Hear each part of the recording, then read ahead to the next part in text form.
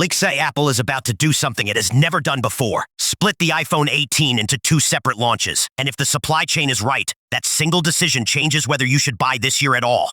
Stick with me, because the answer flips depending on which iPhone you actually want. So let's get into it. What's real, what's rumored, and whether you should wait or buy. And quick promise up front, I'll give you a one-line verdict in about 60 seconds. Then the full breakdown at the end once you've seen the specs. Here's why this matters right now. We are months out from launch, and the leaks are pouring in fast. TSMC factory data, supposed display spec files, even hands-on video said to come from a Chinese factory floor. When this much detail leaks this early, the picture gets clearer than usual, but clearer is not confirmed. So I'm going to tag everything as we go. Rumor, strong leak, or corroborated by multiple sources. One thing I will not say is confirmed, because nothing about an unreleased iPhone is confirmed until Apple stands on stage and says it. Apple has said nothing officially. Keep that in your back pocket the whole way through. So here is that promised verdict in one line. Then I'll prove it. If you want the cutting edge, the leaks point to a Pro or a foldable this fall. If you want the affordable base iPhone 18, the leaks say you may be waiting until 2027.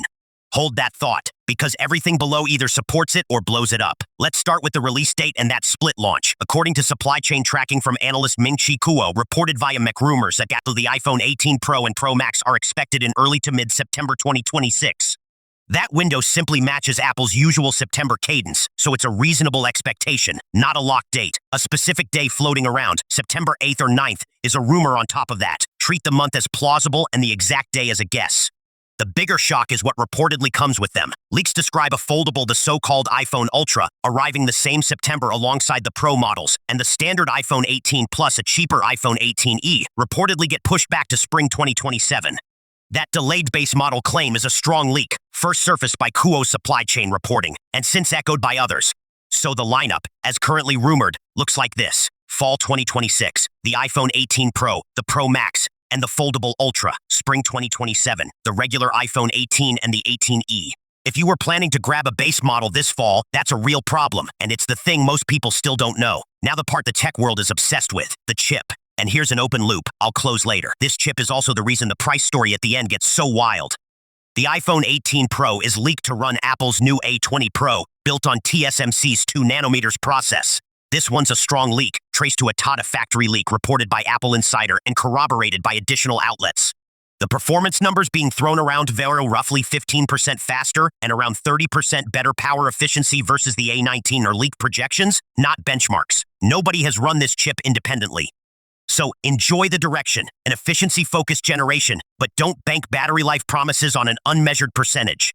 On the layout, lead with the tag.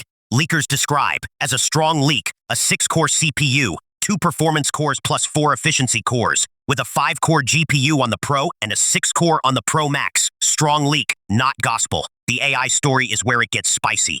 As a strong leak from Apple Insider's logic board data, the A20 Pro reportedly packs a bigger neural engine, a 16-core NPU, with a significant throughput increase over the A19s, and here is a clever bit of engineering rumored here. Apple is said to use wafer-level packaging that places the RAM beside the processor instead of stacking it on top. The leaked benefit less heat buildup, so the phone could sustain heavy gaming or rendering longer before it throttles. I love that detail, but it's a strong leak, so file it accordingly. On memory, this is a strong leak, corroborated by multiple supply chain reports. Every iPhone 18 model gets 12 gigabytes of RAM. If accurate, that's a real jump for the base tier, and the reason is clearly Apple Intelligence and on-device AI. The same reporting suggests 16 gigabytes is not happening this generation. Even though Samsung makes the modules, here is more silicon, and it's a big deal. Multiple outlets, including Apple Insider and 9to5Mac, report the iPhone 18 Pro drive opping Qualcomm's modem for Apple's own C2 modem. Call that a strong leak, corroborated, not confirmed. It reportedly supports both mmWave and sub-6 GHz 5G, which, if real-world reviews hold up, could mean fewer dead zones. Pair that with a leaked next-gen and 2 wireless chip for Wi-Fi 7 and Bluetooth 6, and the picture is Apple owning more of the phone than ever. Just know 9to5Mac flatly says there are no specifics yet on what N2 actually improves, so curb the hype there. And those Geekbench scores floating around, single core over 4,200. That's a rumor, an unconfirmed projection. Don't quote it as fact. Let's talk design, because this is the emotional one. Under display Face ID, the dream of a true all-screen iPhone. Multiple leakers, including Ice Universe via MacRumors, point to a shrinking dynamic island, reportedly cut by around 35% as Apple moves Face ID under the glass. That's a strong leak. A fully invisible no-island front is more of a rumor still, so manage expectations. The display itself sounds gorgeous, an OLED panel reportedly hitting 3000 nits peak brightness with a 120 Hz refresh rate. That brightness figure is a rumor from unverified display spec files, so enjoy it with a grain of salt. Strong leaks also suggest LTPO screens with adaptive 1 to -120 Hz, refresh across the lineup, and titanium frames sticking around cameras.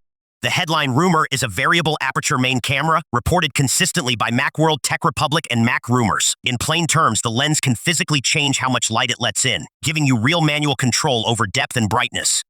Genuinely exciting, but the confidence here is rumor, not locked. Here is also a rumored 24-megapixel front camera up from 18, and on the Pro A periscope telephoto.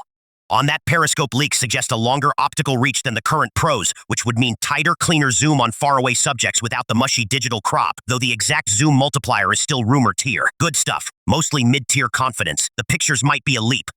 Just don't pre-order on a maybe quick word on software and battery, because specs don't live in a vacuum. The iPhone 18 line is expected to ship on iOS 26, and the whole 12 GB RAM, bigger NPU push only makes sense as the hardware foundation for a deeper wave of on-device Apple Intelligence features. That's the strategic read, not a spec sheet on battery. The honest answer is we have no credible capacity numbers yet. Any all-day battery promise riding on that 30% efficiency leak is exactly the kind of unmeasured claim I told you to distrust. So I'm not giving you one. Now the question you actually came for, and the open loop I promised to close: price. And should you wait? Remember that 2 nanometers chip, the foldable engineering, the new in-house modem. That's why this number is brutal. The foldable iPhone Ultra is rumored to land somewhere between roughly $2,300 and $2,900 per Geeky Gadgets and others. That's first-generation foldable money, reflecting genuinely hard, expensive engineering, not just Apple being greedy, but it is a rumor, and a wide one. So here is the honest take on who does what. If you want the cutting edge, the A20 Pro, the under-display Face ID, the new modem, you are buying a Pro or the foldable this fall, and you are paying for it. If you specifically want the regular, affordable iPhone 18, the leaks say you are waiting until spring 2027. So here is no rush at all. And if your current phone works fine, these are leaks. Nothing is confirmed. Waiting for Apple's actual September event costs you nothing.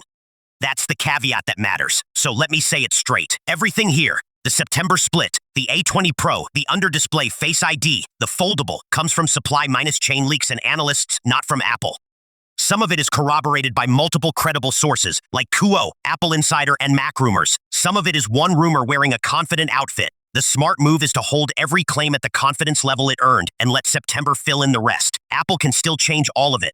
So that's the iPhone 18, at least the version the leaks are showing us today. A split launch, a 2 nanometers brain, a shrinking island, and a foldable wildcard. Exciting? Absolutely. Confirmed? Not yet. I'll do a full reality check the moment Apple's September event lands. So subscribe if you want the leaks separated from the facts in real time. And tell me in the comments, are you a Fall Pro buyer, a foldable gambler, or waiting for that 2027 base model? Stay curious. This is AI Unpacked.